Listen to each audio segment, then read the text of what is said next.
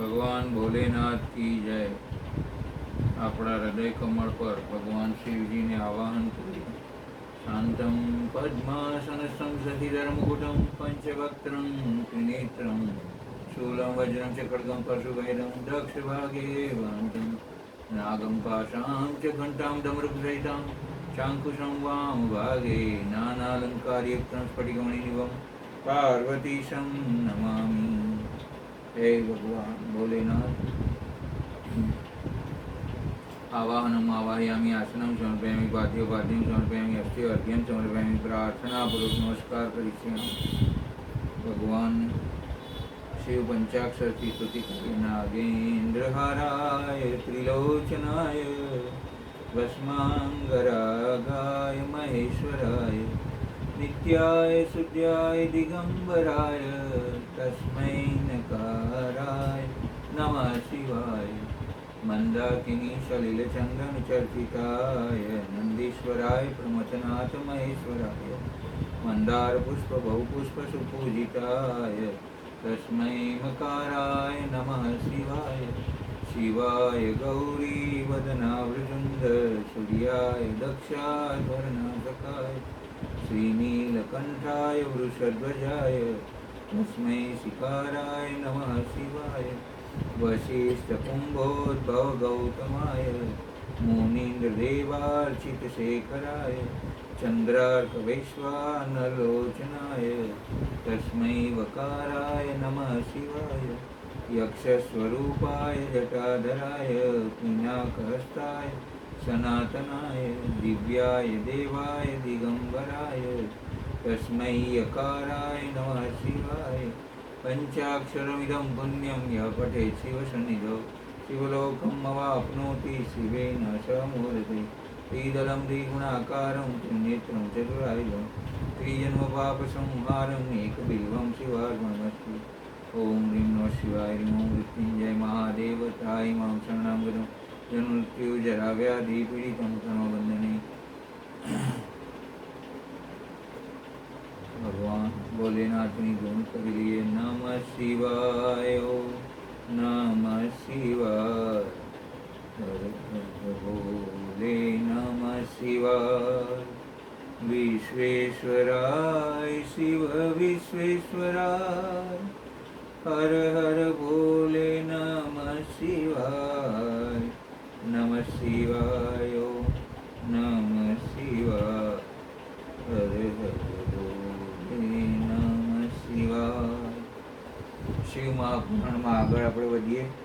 ભાગ 18 સપ્તર્ષિઓ। શિવજીના ગયા પછી મેના અત્યંત દુઃખી થઈ માતાના વાળ વીંખી હથેળીમાં મોં ટેકવી પ્રચંડ વિહવળતાથી એ પતિ હિમવાન તરફ જોઈને બોલી, આ ગયા તે સાધુનું કલ્યાણ થજો કે તેમણે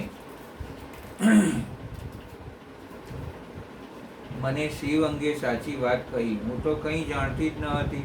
પાર્વતીએ આવા પતિ પામવા માટે 3,000 વર્ષ સુધી તપ સાધના કરી કાયા ઓગાળી નાખી।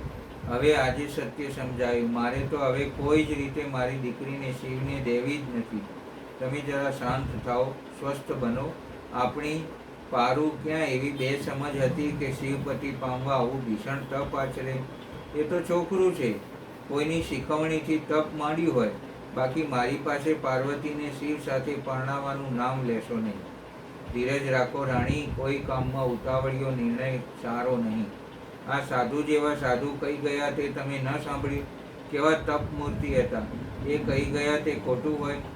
જેની નજરે જે યોગ્ય લાગે તેવું કહે, એથી હરેકના કથન પર આધાર રાખી જીવન વિતાવતા નથી કે જીવનના વેણ નક્કી કરાતા નથી। એમ કહી તમે મને છેતરવા માગો છો, પણ હવે હું છેતરાઈશ નહીં।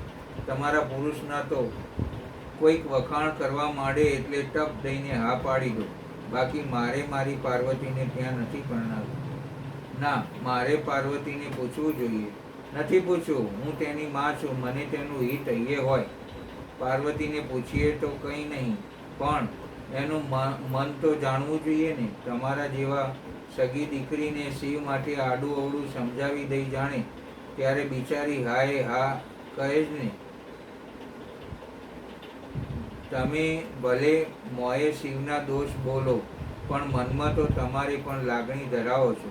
મારે એ વર કરોડ વાતે પણ નથી જોતું. તમે મારી વાત નહીં માનો તો હું નક્કી જ મરી જઈશ, આ ઘરને છોડી જઈશ, વિષ ખાઈ લઈશ, અથવા પાર્વતીને ગળે ટૂંપો દઈ દઈશ અને દરિયાના પાણીમાં ડુબાડી દઈશ, પણ મારી દીકરીના વિવાહ રુદ્ર સાથે નહીં જ કરું. હવે હિમવાનને આવા અસ્પષ્ટ ઉદ્ગારોથી દુભાઈ કોપ ભુવનમાં ચાલી ગઈ. રસ્તામાં શરીર પરના અલંકારો, હાર, કુંડળ, બાજુબંધ, વેડ, વીંટીના ઘા કરતી ગઈ. એ જ પળોમાં હિમવાનના મહેલમાં આકાશ માર્ગેથી સપ્તર્ષિઓ અને વશિષ્ઠ પત્ની અરુંધતી ઉતરી આવ્યા. મહેલના પટાંગણમાં દિવ્ય તેજ છલકાઈ ઉઠી. સેવકોએ દોડીને હિમવાનને ખબર આપ્યા કે દોડતા પગમાં ઢસડતા ઉપવસ્ત્રને સરખું કરતા હિમવન સપ્તર્ષિઓ સમક્ષ આવી હાથ જોડી નમીને ઊભા રહ્યા ને બોલ્યા, મારો ગૃહસ્થાશ્રમ આજે ધન્ય બની ગયો. અમે પણ તમારા જેવા પુણ્યવાનને આવાસે આવતા ધન્યતા અનુભવીએ છીએ. સપ્તર્ષિઓ બોલે, પધારો, મહેલના ભીતરી ભાગમાં દેવી અરુંધતી સહિત પધારવા મારો અનુગ્રહ કરો. હિમવાને વિનંતી કરી સૌને અંદર લીધા. ત્યાં દર્ભ પર મૃગચર્મ બિછાવી સપ્તર્ષિઓ અને દેવી અરુંધતીને બેસાડી વળી કહ્યું, આજ આપ નહીં હું ધન્ય થયો છું, કૃતકૃત્ય થયો છું. મારું જીવન સફળ થઈ ગયું છે. હું લોકોમાં તીર્થ સમાન બની ગયો, કેમ કે આપ જેવા વિષ્ણુ મારા ઘર પર પધારે. આપ તો પૂર્ણ કામ છો. મારા જેવા દિનની આવાસમાં આપનું શું કામ થઈ શકવાનું હતું? તો પણ આ સેવકના સરખું કોઈ કામ હોય તો કૃપાપૂર્વક અવશ્ય કહો. એને પૂર્ણ કરવાથી મારું જીવન સફળ થશે. અમે તમને ત્રિલોક હિત અર્થે અને તમારા કલ્યાણ સારું એક નિવેદન કરવા આવ્યા છીએ. મારું એ અહોભાગ્ય ગણાય. વધવા કૃપા કરો. તમારી કન્યા પાર્વતી મહાત્મા શંકરને આપી દો. આમ કરવાથી તમારો જન્મ સફળ થશે. તમે જગતગુરુઓના પણ ગુરુ થઈ જશો. શૈલરાજ, ભગવાન શિવને જગતના પિતા અને શિવાના જન્મદાતા કયા ગયા છે. મહાભાગ સપ્તર્ષિઓ, આપે જે વાત કરી તે મેં શિવની ઈચ્છાથી પ્રથમથી જ માની છે, પણ તેમાં અંતરાય શીઘ્ર જ આવ્યો છે. શું અંતરાય? હમણાં જ એક વૈષ્ણવ અમારે ત્યાં પધારેલ. તેમણે મારી ભાર્યા મેના તથા પાર્વતી સમક્ષ શિવજી અંગે કટુ વાતો કરી ને શિવાની માતા જ્ઞાન ભ્રષ્ટ થઈ.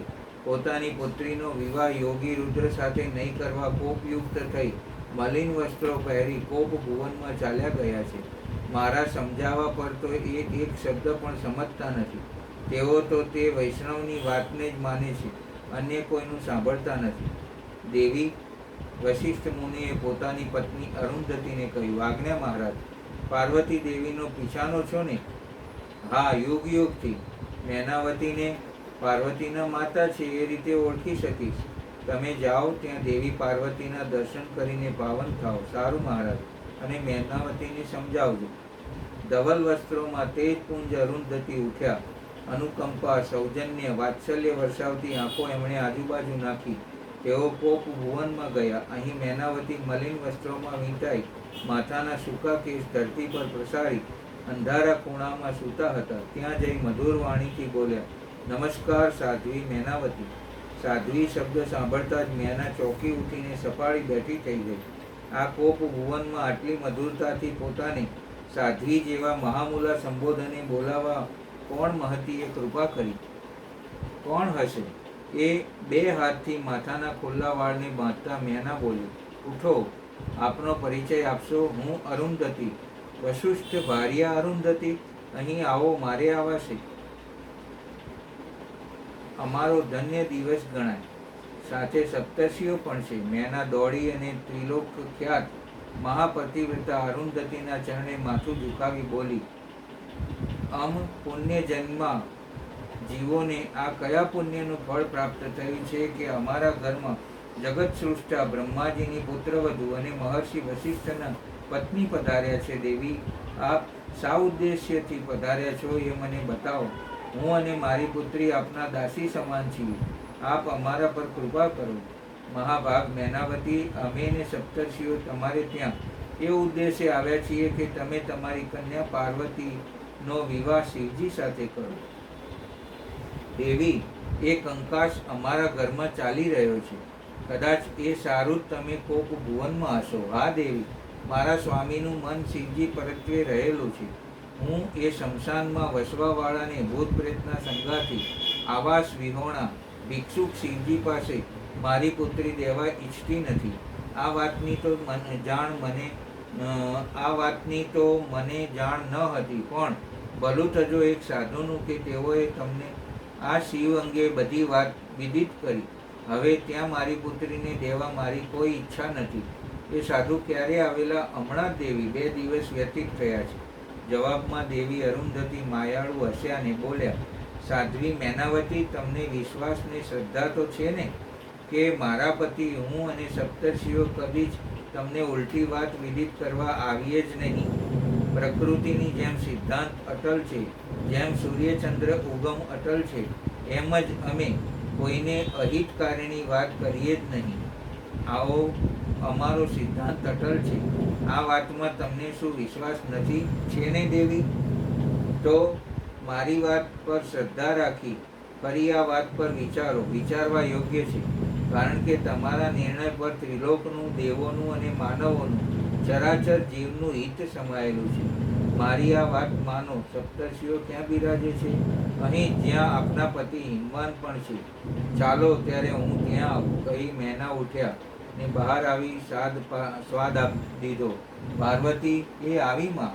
મીઠા મધુર નાદે પ્રત્યુત્તર આપી પાર્વતી ત્યાં આવી ઊભા, જ્યાં મેના સાથે અરુંધતી ઊભા હતા. પાર્વતીના આગમને જાણે આગળ આગળ એક મહાન તેજપુંજ લહેરાતો આવતો હતો. માધુર્યના ઓધ ઉછળતા આવતા હતા. દાડમની કળી જેવા દાંત, રૂપાળું મોં, દિવ્ય વસ્ત્રો, દિવ્ય અલંકારો ને આંખમાંથી વત્સલ ને કરુણાના પૂર વહાવતા પાર્વતી આવ્યા કે અરુંધતીએ તેમની સામે 2 હાથ જોડી મસ્તક નમાવ્યું. અરે, એ તો મારા પુત્રી પાર્વતી છે. અરુંધતી જેવી મહાદેવીને પોતાની પુત્રીને નમન કરતા જોઈ આશ્ચર્ય મેના બોલી, જે પાર્વતી દેવીએ 3,000 વર્ષ તપ કર્યું, એ પાર્વતી સમગ્ર વિશ્વ માટે વંદનીય છે. મેનાવતી, આપ એ વાત પર કદી જ સોચતા નથી કે શિવપતિ જો યોગ્ય ન હોત તો દેવી પાર્વતી આવું ઉગ્ર તપ તેમના પામવા માટે કરત ખરા?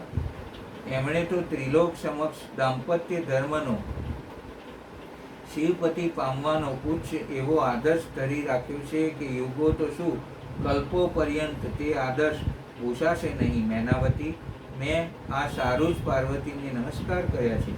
પાર્વતી, તું અરુંધતી દેવીને અભિવાદન નહીં કરે? નમસ્કાર દેવી, મીઠા કંઠે બોલી નમી પાર્વતી બોલ્યા, તમારી આશીષ હો ભગવતી.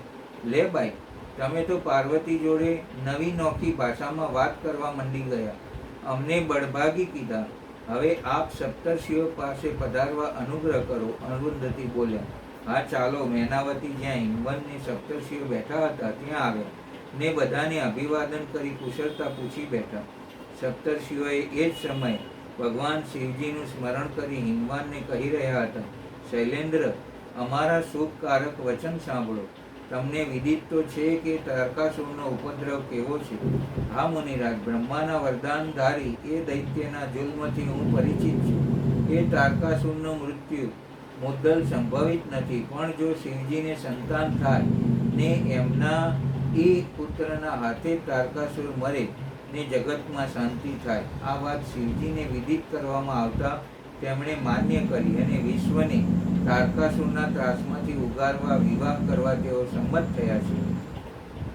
એ તો યોગી છે ને? હા, છતાંય બ્રહ્માજીની વિનંતીથી તમારી પુત્રી સાથે વિવાહ કરવા સંમત થયા છે કે જ્યારે પાર્વતીએ શિવપતિ પામવા ઉગ્ર તપસ્યા પણ કરી છે. થોડી વાર હિમવાન મુખ બની ગયા અને પછી બોલ્યા, શિવજીની પાસે હું કોઈ રાજયોચિત સામગ્રી જોતો નથી. તેને રહેવા ઘર પણ નથી, ઐશ્વર્ય નથી, કોઈ સ્વજન કે બંધુ બાંધવ પણ નથી. તે અત્યંત નિર્લેપ યોગીને હું મારી પુત્રી દેવા નથી ઈચ્છતો. આપ લોક વેદ વેદતા બ્રહ્માજીના પુત્ર છો, એથી નિશ્ચિત વિચાર કરો કે જે પિતા કામથી, મોહથી, ભયથી અથવા લોભથી કોઈ અયોગ્ય વરના હાથમાં કન્યા દઈ દે છે તો તે મૃત્યુ બાદ નરકમાં જાય છે. વહાયાનન રૂપાય પિતા કન્યામ દદાતિ મેત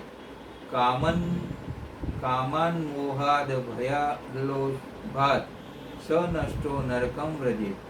એથી હું સ્વેચ્છાથી ભગવાન શૂલપાણીને મારી કન્યા નહીં આપું.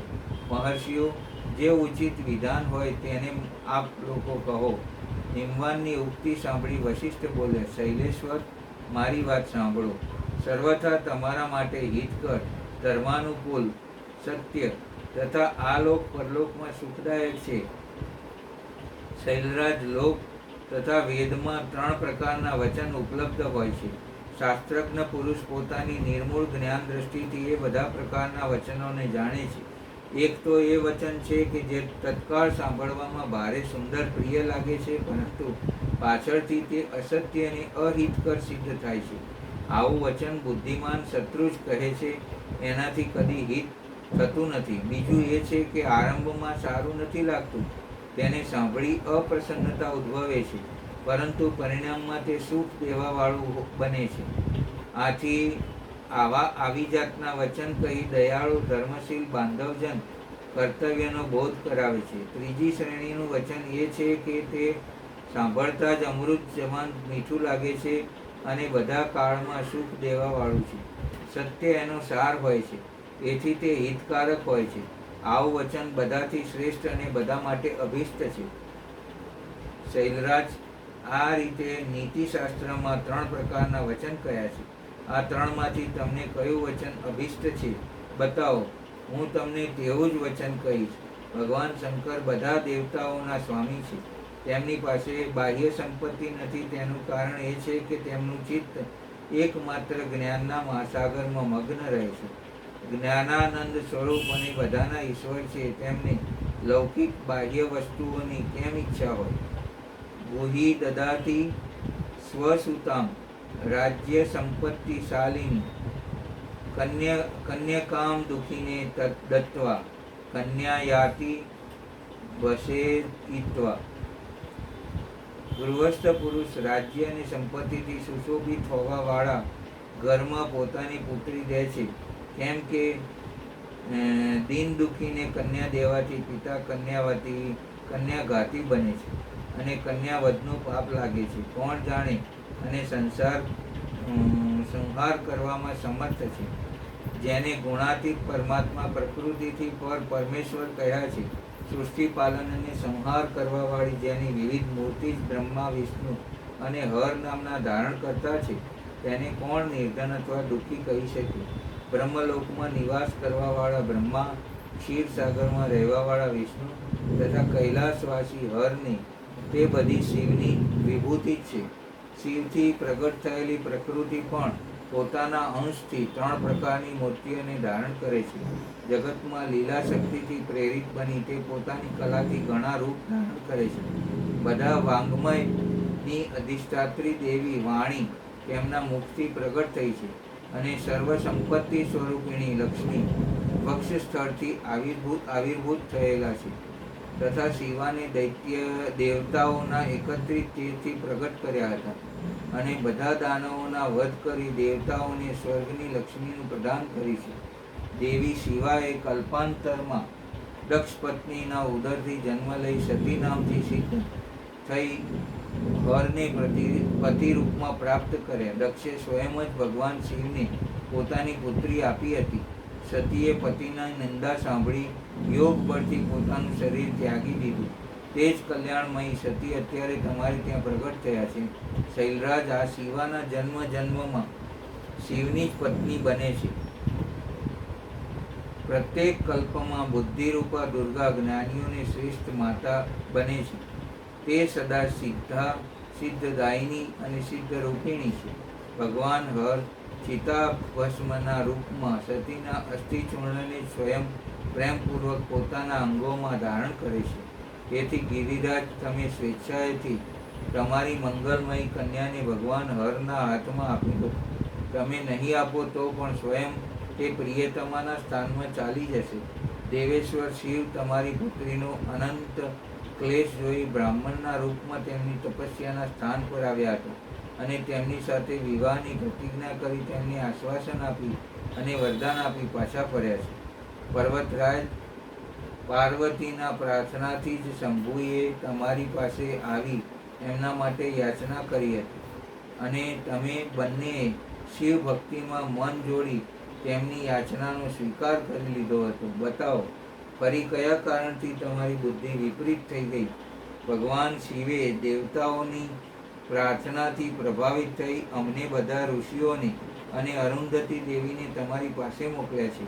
અમે એ શીખ આપીએ છીએ કે પાર્વતીને રુદ્રના હાથમાં સોંપી દો. ગિરિરાજ, આમ કરવાથી તમને બહુ આનંદ થશે. જો તમે સ્વેચ્છાથી તમારી પુત્રી શિવાના હાથમાં નહીં આપો તો ભાવિની પ્રબળતાથી જ બેઉના વિવાહ થઈ જશે. તાત ભગવાન શંકરે તપસ્યામાં લાગેલી પાર્વતીને એવા જ વર આપ્યો છે. ઈશ્વરે કરેલી આ પ્રતિજ્ઞા કદી પલટી શકે નહીં. ગિરિરાજ, ઈશ્વરના વશમાં રહેવાવાળા બધા સાધુ પુરુષોની પણ પ્રાપ્તિનું સંસારમાં કોઈ દ્વારા ઉલ્લંઘન થવું કઠિન છે. તો પછી સાક્ષાત ઈશ્વરની પ્રતિજ્ઞા માટે કહેવાનું જ શું હોય? શૈલેન્દ્ર, તમે મારા કથનને સાર તત્વને સમજી તમારી પુત્રી પાર્વતીને મહાદેવજીના હાથમાં દઈ દો અને મેના સહિત તમારા મનમાં જે હોય તેને ત્યાગી દો. આવી જ એક સપ્તાહ વીતવા પર અત્યંત શુભ અને દુર્લભ મુહૂર્ત આવવાનું છે. એ સમય ચંદ્રમા લગ્નનો સ્વામી થઈ પોતાના પુત્ર બુધની સાથે લગ્નમાં સ્થિત થશે. એમની સહિત નક્ષત્ર સાથે યોગ થશે. ચંદ્રમા અને નાગ શુદ્ધ થશે. માર્ગશીર્ષ અને માસના અંતર્ગત બધા દોષોથી રહિત સોમવારના રોજ જ્યારે લગ્ન પર બધા શુભ ગ્રહોની દ્રષ્ટિ છે, પાપ ગ્રહોની દ્રષ્ટિ હોય તથા બૃહસ્પતિ એવા સ્થાન પર સ્થિર થશે જ્યાંથી તે ઉત્તમ સંતાનનું અને પતિનું સૌભાગ્ય દેવામાં સમર્થ હશે. આવા મુહૂર્તમાં તમે તમારી મૂળ પ્રકૃતિ ઈશ્વરી જગદંબા પાર્વતીને માતા પિતા ભગવાન શિવના હાથમાં સોંપી કૃતાર્થ થઈ જાઓ. વશિષ્ઠ મુનિ આટલું બોલી મુખ બની ગયા. મેના અને હિમાલય ભારે વિસ્મય પામી ગયા ને મેરુ, ગંધપાદન, સહસ, મંદરાચલ, મેનાક, વિંધ્યાચલ આ બધા પર્વતેશ્વરો જે હિમવાનના કુટુંબી હતા તે બધાને એક બાજુ લઈ જઈ હિમવાને પૂછ્યું, તમે સૌએ વશિષ્ઠ મુનિનું સંભાષણ સાંભળ્યું છે ને? હા. હવે તમે સૌ મારી વાત સાંભળો કે મારે શું કરવું. આ સારું, તમારા મનમાં જે ઉચિત જણાય તે મને કહો.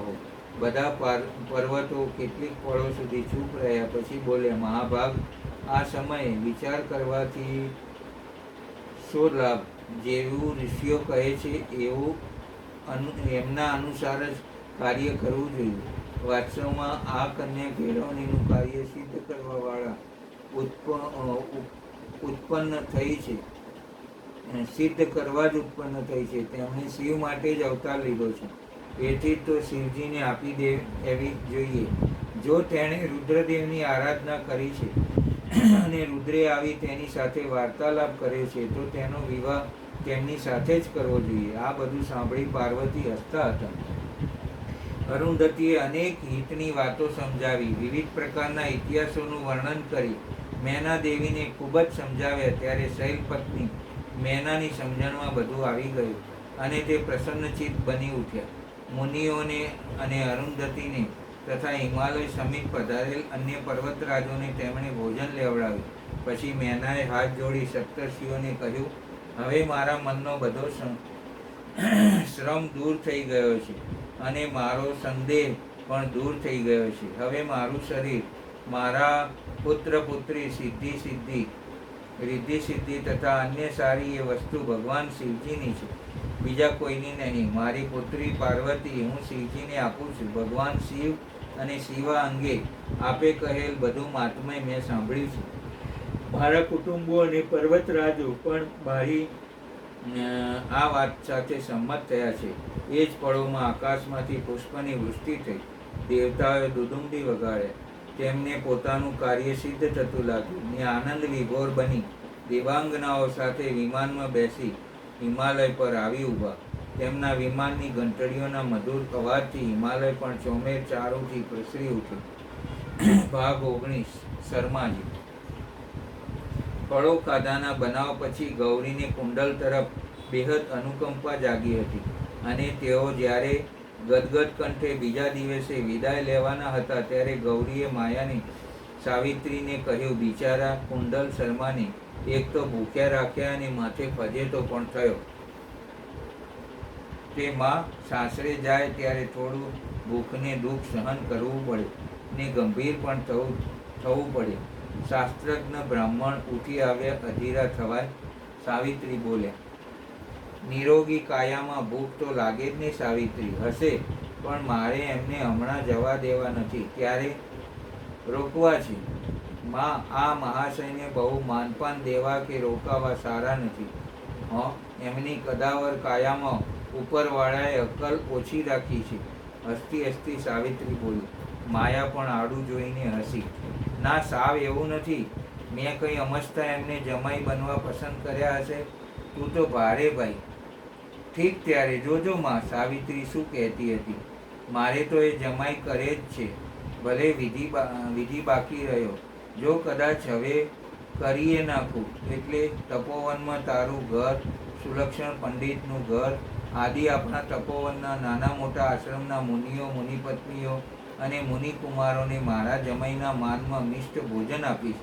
શું બનાવશો માં? લાડવા, સાકર, કેસર, ઘી, બદામ, સુગંધિત દ્રવ્યો ને આટો, આ બધાને એક બટકું ખાતા કોઠામાં દીવા પ્રગટે એવા લાડુ બનાવીશ ને સૌને જમાડીશ ને મારા જમાઈને છતાં કરીશ. શું ચાલે છે? પૂર્ણભદ્રે અંદર આવીને કહ્યું. લો, ઠીક સમય તમે આવી ગયા. ગૌરી બોલી. જમાઈ શું કરે છે? કોણ? કુંડલ શર્મા? હા વળી, બીજા કોણ જમાઈ છે? રીસ કરી ગૌરીએ કહ્યું. જવાની તૈયારીઓ કરે છે. માં ઉઠ્યા ત્યારના તૈયારી કરે છે. આટલો દી ચડ્યો તોય તૈયારી પૂરી થઈ નથી. માયા ભણી જોઈ હસતા સાવિત્રી બોલી. તે તમે સાંભળ્યું? ગૌરીએ સાવિત્રીની વાત આડે કાન કરતા પૂર્ણભદ્રને કહ્યું. શું? જમાઈને કહો રોકાઈ જાય. કાં? મારે રોકવા છે ને ભોજન દેવું છે. એ રહેશે તો ભોજન વિના રહેશે ખરા? એમ નહીં, મારે અહીં તપોવનના સૌ મુનિપત્નીઓ, કુમારો, આ બધાને નોતરી જમાઈના માનમાં મિષ્ટ ભોજન દેવું છે. ભલે તો રોકો, જટ જાઓ, ક્યાંક જતા ન રહે. માં, એ બચારા જીવ આ આશ્રમમુખી ક્યાંય પાણા માર્યાએ ખસે તેમ નથી. જોરથી સાવિત્રી બોલી.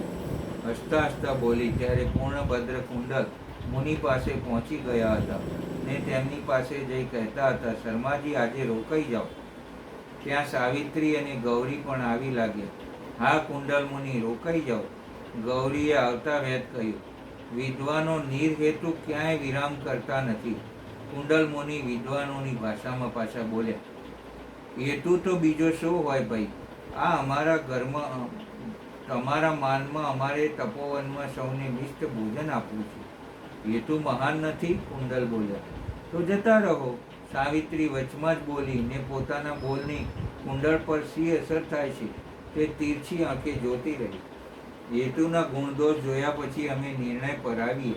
હજુ આવ્યા નથી ને તમે ઉતાવળ કરી નિર્ણય માટે. લાડવા ખાવા જેવાનું સાસરવાસે રોકવા જેવો હેતુ કરતા બીજો કયો મહાન હેતુ શાસ્ત્રમાં લખ્યો છે શર્માજી?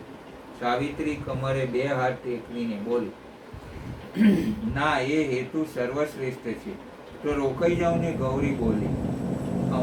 અમને સૌને આનંદ થશે. પૂર્ણભદ્રએ તાપસી બોલી. ચાલો, તમારા સૌની વાત સ્વીકાર્ય ગણું છું. જો કે આપણા તપોવનો પર દૈત્ય ભય ઘણો છે ને મુનિ ગણોએ તો દૈત્ય નિરોધના કાર્ય માટે મારી વરણી કરી છે. એટલે તમારા તપ પ્રભાવે દૈત્યો તપોવનમાં આવતા જ સળગી જશે. સાવિત્રી બોલી.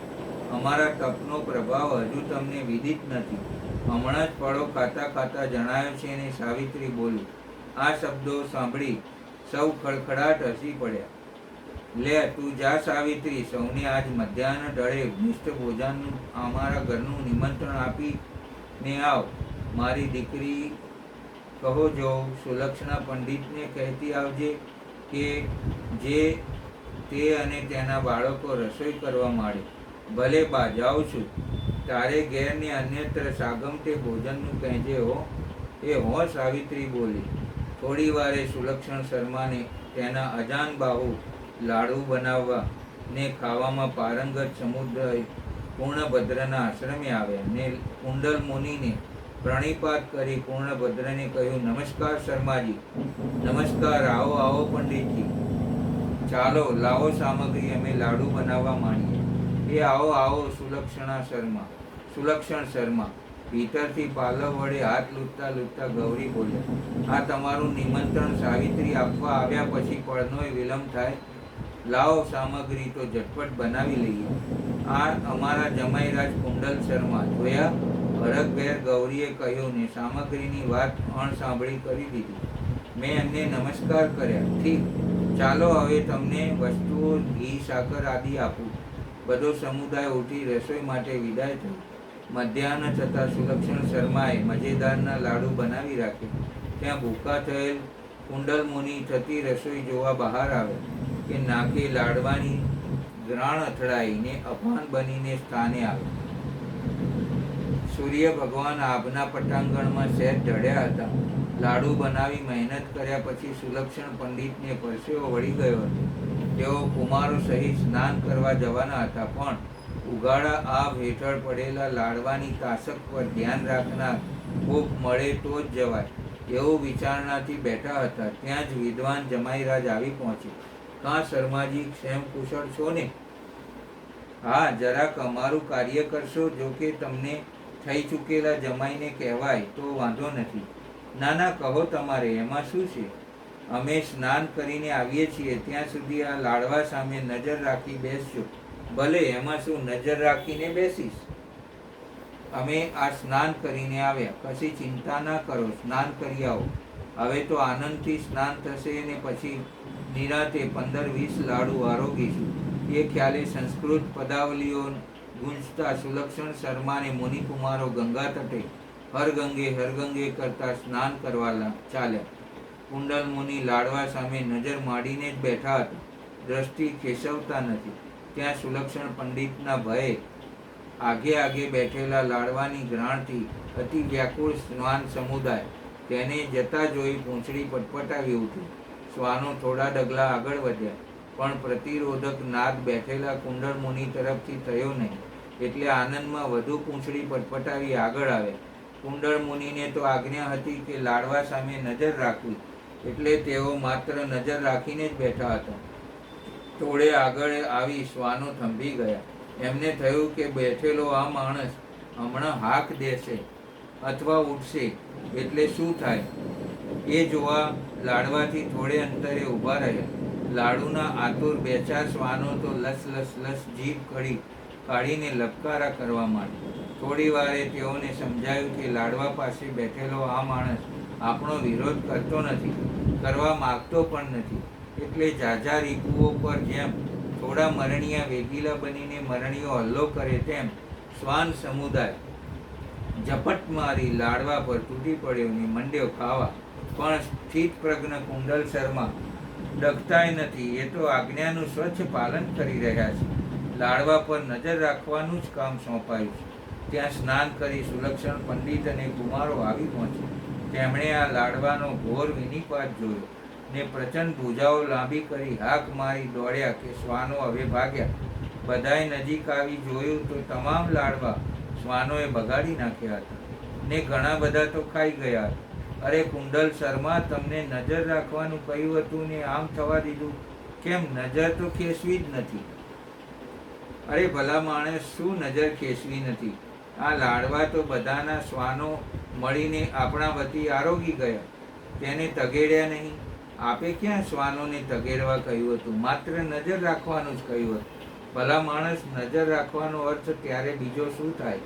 નજર રાખવી એટલે લાડવાનું ધ્યાન રાખવું, કૂતરા કાગડાથી બચાવવાને સાચવવા. ના, વિદ્વાનો તમારા કથનનો આવો અર્થ કદાપી ન કર્યો. આ સમાચાર કુમારો દ્વારા જોત જોતામાં સર્વત્ર પ્રસરી ગયા. ગૌરી પણ આવ્યા, સાવિત્રી એને માયા પણ આવ્યા. અરે રે, આ શું? ઓઠે આંગળી અડકાળી ગૌરી બોલી, કહો ના કહો, પણ માં, આમાં તમારા જમાઈના કારસ્તાન હોવા જોઈએ. હસતી સાવિત્રી બોલી, લે બાઈ, બધું ભોજન બગડ્યું ને તને જમાઈનું નામ લઈ હસવું સૂજે છે? ગૌરી બોલી, ભોજન કેમ બગડ્યું એ તો સુલક્ષણ શર્માને પૂછી જુઓ. તેમની મુખમુદ્રા તો ક્રોધ ભરી દિશે છે. શું હતું પંડિત? કપાળ મારું. આ કુંડળ શર્માને લાડવા પર નજર રાખવાનું કહી અમે સ્નાન કરવા ગયા. ત્યાં પાછળ શ્વાનો આવી લાડવા ખાતા હતા. તેને જોઈને શર્માજીએ ટગેડ્યા નહીં ને ટગર જોતા બેસી રહ્યા. અમે બધા સ્નાન કરી આવ્યા પછી જ અમે ટગેડ્યા. કુમારો બોલ્યા, હે શર્માજી, અમે તેમને કથનનો સ્વીકાર કર્યો ને લાડવા પર નજર રાખી. શ્વાનો આવે તો તગડવાનો ઉક્ત કથનનો અર્થ થતો જ ન હતો, એટલે ક્ષંતવ્ય. માં, જોયું, મેં સવારમાં નહોતું કીધું કે આ દેવને એના ધામમાં જવા દેવા સરખા છે, પણ તમે માન્યા નહીં હોવ. મારા જમાઈને છતાં કરવા છે નો ઉન્માદ હતો. આ તમારા જમાઈ તમારા છતાં કર્યા વિના વગર ભોજને સમારંભે છતાં થઈ ગયા છે. હશે સાવિત્રી, બહુ ફજેતો ના કર. ને સુલક્ષણ શર્મા, કેમ? હવે ઝટપટ શીરો બનાવી નાખો. ભલે ત્યારે. ચાલો કુમારોને મોકલો, ઘી, સાકર, આટો, એલચી, જાયફળ આ બધું લઈ જાય. જાઓ કુમારો. કુમારો ગૌરી સાથે ગયા. બીજી સામગ્રી લાવી શીરો બનાવવામાં પડ્યા ને લગભગ ગૌધન ગામમાં ને આશ્રમમાં આવા સમયે નિમંત્રિતો જમ્યા. તે વખતે કુંડળ શર્માનો પરિચય ગૌરીને આપવા પણ રહ્યું ન હતું, પણ પૂર્ણભદ્રે મુનિવૃંદમાં જમતા કહ્યું કે પોતે ભારે વિદ્વાન છે, વેદજ્ઞ છે, યજ્ઞ કરાવી જાણે છે, માયા ભાગ્યશાળી છે. મુનિવૃંદે આશીર્વાદ આપ્યો. જેમ તેમ ભોજન સમારંભ તો પૂરો થયો. રાત્રે જ્ઞાન ગોષ્ઠી થઈ ને લાડુના વિનાશ પછી બહુ સમય પછી પણ ગૌરીને આનંદ તો સાંપડ્યો. ગૌરીએ તો બીજે દિવસે પણ કુંડળ મુનિને રોક્યા, જવા ન દીધા. અને સાવિત્રીએ તો આજ કહ્યું પણ ખરું, બા, આ મહાશયને જવા દો તો ઠીક હો, તું તો બહુ ભારે છે.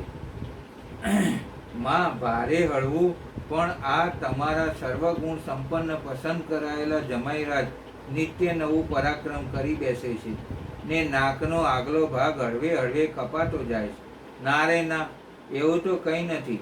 લાડવા કૂતરા ખાઈ ગયા, એ તો જાનવર છે. શર્મા દોડ્યા હોત તોય એટલી વારમાં તો ખાઈ જાત. ઠીક માં, જોયા કર. મહાનુભાવોને તપોવનમાં રોકો. ત્યાં પૂર્ણભદ્રે આવી કહ્યું, સાંભળ્યું? આ આપણા દૂરના કુટુંબી ત્રિલોચન શર્મા છે ને? હા, જે પંચ નદીઓના પ્રદેશ ભણી તપ કરવા ગયા હતા, તેમનું અવસાન થયું છે. અરર, માડી ભારે કરી. નાની વયના ગણાય. હા, 40 વર્ષના. હવે તે આપણા ભલે દૂરના પણ કુટુંબી હોય, લૌકિક ક્રિયાએ જવું પડશે. તે જવાય, એમાં શું? કોણ જઈશું? કોણ શું? એક તો આપણા જમાઈ છે જ ને સુલક્ષણ પંડિતને લઈ જાઓ. ભલે ત્યારે. અમારે હમણાં જ નીકળવું જોઈએ કે રાતે પાછા આવી શકીએ. નીકળો તમે ને જમાઈ. વાટમાંથી સુલક્ષણ શર્માને લેતા જજો. પૂર્ણભદ્રે પરસાળમાં બેઠેલા જમાઈને વાત કરી ને કુંડળ મુનિ ખભે ઉપવસ્ત્ર નાખી નમઃ શિવાયના વિષાદજન્ય ઉદ્ગાર કાઢતા ઉઠ્યા. લ્યો, મારા બાપલીઓ ખરું, દક્ષ થઈને રહેજો હો. ગૌરીએ આવી કુંડળ શર્માને ભલામણ કરી. અમે દક્ષ જ છીએ, ચિંતાથી વેગળા રહો. હોવ ત્યારે સસરો જમાઈ નીકળ્યા. વાટમાંથી તેને આશ્રમેથી સુલક્ષણ શર્માને પણ સાથે લીધો ને ત્રણેય સાથે ચાલે. ત્રિલોચન શર્મા જ્યાં વસતા હતા તે તપોવન તો આવ્યું, પણ ત્રણમાંથી એકેને તેના આશ્રમની પર્ણકુટીની કે તેના પત્ની બાળકો ક્યાં રહે છે તેની ખબર નહોતી, એટલે થંભી રહ્યા. પણ આ બેઉની વિમાસણ ટાળતા કુંડળ બોલ્યા, નિશ્ચિત રહો ને પાછળ મારી રોતા ચાલ્યા આવજો. હું જે ઘેર પાસે રોતો બેસી જાઉં ત્યાં તમે પણ બેસી જજો. ત્યારે તો તમે ત્રિલોચન શર્માનો આશ્રમ જોયો લાગે છે. પૂર્ણભદ્ર બોલે, હા, પણ કહી શકાય ને ના પણ કહી શકાય. ઠીક, ચાલો ત્યારે. તમારી આ બાજુનો વસવાટ છે એટલે તમે ભોમિયા જેવા જ ગણાશો. ત્રણેય સાથે માથા પર પાળિયા ઓઢી લીધા. થોડાક આગળ ચાલ્યા અને આશ્રમોનો એક સમૂહ આવતા રોવાની પ્રથમ શરૂઆત કુંડળ મુનિએ કરી. તે પાછળ પૂર્ણભદ્રને સુલક્ષણ પંડિત પણ રોવા માંડ્યા. આગળ કુંડળ મુનિ, પાછળ આ બે રોતા આગળ વધ્યા. કુંડળ મુનિએ કંઈ ઘર જોયું ન હતું. બધી અનુમાનની વાતો હતી, પણ તેને હતું કે જે ઘર આગળ ઝાઝા માણસો હોય ત્યાં મૃત્યુ થયેલું હોવું જોઈએ. તે વિના ઝાઝા માણસોની ઉપસ્થિતિ જ ન હોય. આ મહાજ્ઞાન સંગ્રહી કુંડળ મુનિ રોતા રોતા આગળ ચાલ્યા. થોડે દૂર ગયા. અહીં એક આશ્રમમાં વાસીઓની કન્યાના વિવાહ થતા હતા. જાન આવેલી ને વર કન્યા બરાબર પરણવા બેઠા હતા. અંદર સંખડાશ હોવાથી માણસો બહાર ઊભા હતા. એ આશ્રમ પાસે જઈ રોતા રોતા આ આશ્રમ પર જ ત્રિલોચન શર્માનું મૃત્યુ થયેલું માની કુંડળ મુનિ બેસી ગયા. તેની પડખે જ પૂર્ણભદ્ર અને સુલક્ષણ પંડિત પણ રોતા રોતા બેઠા. આપ્તજનનું ઘર નજીક આવી ગયું જાણી ત્રણેય મોટે મોટે સાદે હોતા કાળિયા ઢાંકી માંડ્યા રોવા. એમના રુદનના છેક હિમાલયની કંદરાઓમાં પડઘા ઉઠે. લગ્નમાં આવેલ માણસો તો આ ત્રણેયને રોતા બેઠેલ જોઈ ડઘાઈ ગયા ને આગા ભાગ્યા. અંદરથી આશ્રમ ભણીને બીજા નીકળ્યા. તેઓએ ઠૂંઠવા મૂકતા આ ત્રણેયને હાક મારી ને કહ્યું, એ ભૂતના ભાઈ, અહીં કેમ રૂપ છો? અહીં કયો તમારો સગો મરી ગયો છે? હે? માથેથી પાળિયું ઉતારી કુંડળ બોલ્યા, હે શું? અહીં કયો તમારો બાપ મરી ગયો છે તે રોવા બેઠા છે?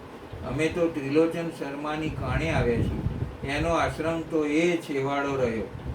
માળા હાળા અક્કલના ઓચમીર અહીં વિવાહ થાય છે, ગીત ગવાય છે, ત્યાં તમે રોવા બેઠા છો. વધુ ગાલી પ્રદાનથી ભડકી ત્રણેય ભાગ્યા ને ત્રિલોચન શર્માના આશ્રમ નિકટ આવતા વળી ફરી રોવા માંડ્યા. અંદરથી ત્રિલોચન શર્માના પુત્રો આવ્યા ને ત્રણેયને છાના રાખી બેસાડ્યા. પાણી પાયું. પૂર્ણભદ્રે ત્રિલોચન શર્માની માંદગીના મૃત્યુના કારણના ઔષધોપચારના સમાચાર પૂછી ભારે કહી વળી ગળગળા થઈ ગયા. એ પછી થોડા ફળાહાર કરી ત્રણેય પાછા વળ્યા ને આવ્યા પોતપોતાના આશ્રમે. પૂર્ણભદ્રે આવી ગૌરીને એક બાજુ લઈ જઈ કહ્યું, આજ તો ભારે કર્યા કુંડળ શર્માએ. કાં તમને સૌને બચાડા મારી દીકરીના વર જ આડા આવે છે? ભાઈ, આડા નથી આવતા, પણ આપણા નસીબ તેનું બાવડું પકડી આપણા આડા આવે છે. પણ કહો તો ખરા, છે શું? આ અમે ત્રણેય ત્રિલોચન શર્માના લૌકિકે ગયા હતા. અમે આશ્રમ જોયો ન હતો. કુંડળ શર્મા કહે, મેં જોયેલ છે ને જોયો પણ નથી. આથી અમે કંઈક એના ઉપર વિશ્વાસ મૂકી રોતા રોતા પાછળ ચાલ્યા. તો તેમણે અમને બેયને એક વિવાહ થતો હતો તે આશ્રમ પાસે રોતા રોતા બેસાડી દીધા ને માર ખાધા વિના ઉઠી જવા દીધા ને પછી જ સાચા ઠેકાણે રોતા રોતા ગયા. સાવિત્રી આ વાત સાંભળી હતી. તે તો હસી હસીને લોટપોટ થઈને બોલી, માં, હવે આ તારા જમાઈને કેમે વિદાય કરીશ? આ થોડુંક નાક રહ્યું હતું તે લગભગ કપાવી નાખ્યું છે. કુંડળ મુનિએ પણ પુનરાગમન સમયે થયું જ કે કદાચ હવે સાસુનો ક્રોધ ખૂબ સહવો પડશે ને કદાચ માયા પણ ક્રોધિત બનશે જ ને આ પુરોગામી દહેશતે મહાજ્ઞાની વેદજ્ઞ કુંડળ શર્મા કંપી ઉઠ્યા. ભાગ 20. શર્માજીનું ગામ.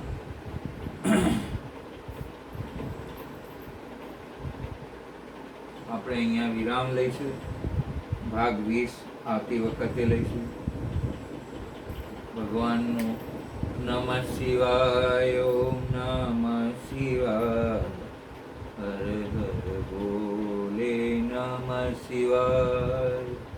વિશ્વેશ્વરાય શિવ વિશ્વેશ્વરાય. હર હર ભોલે નમઃ શિવાય. નમઃ શિવાય. ઓમ નમઃ શિવાય.